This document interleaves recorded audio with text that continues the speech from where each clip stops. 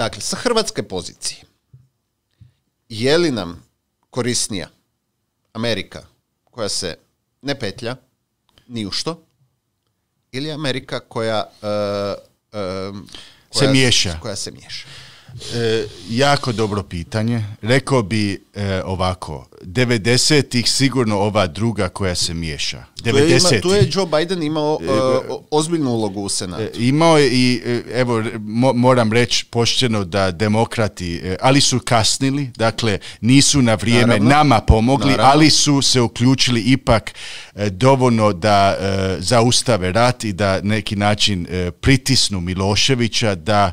Nama bi koristilo da su barem 3 godine ranije. Tako, da, u tim slučajevima i bilo je veliki rasprava oko toga da li je opravdano takozvana humanitarna intervencija.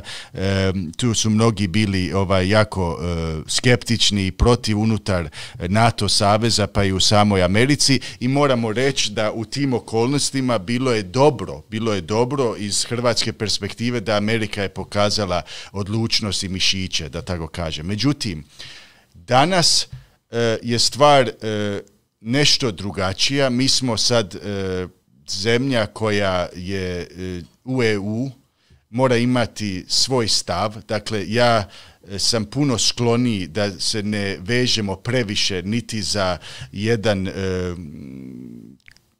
centar moći. Znači, niti uz, Francusku, Njemačku zajedno, niti za, neke druge skupine u Europskoj uniji, nego da pokušavamo sami prepoznati kako najbolje manevrirati u tom velikom, recimo, prostoru međunarodnih odnosa. To je veliko umijeće, nije to uvijek lako. Problem Hrvatske je što ona zapravo nikada nije definirala svoje nacionalne interese. Niti stav oko nekih pitanja.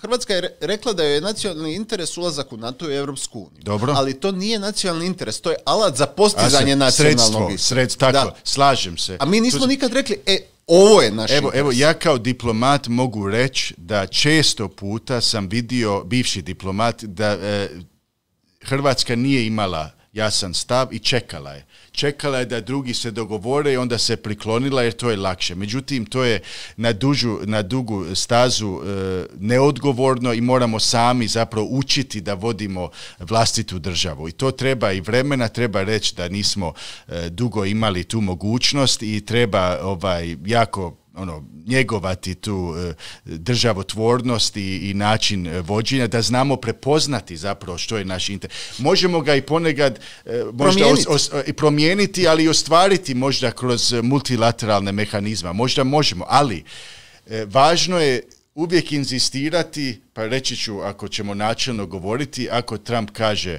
America first i tako gleda svijet, onda Hrvatska može i tu biti malo sebična i reći Hrvatska na prvom mjestu, možemo kasnije se dogovarati, ali mi smo skupo platili svoju slobodu.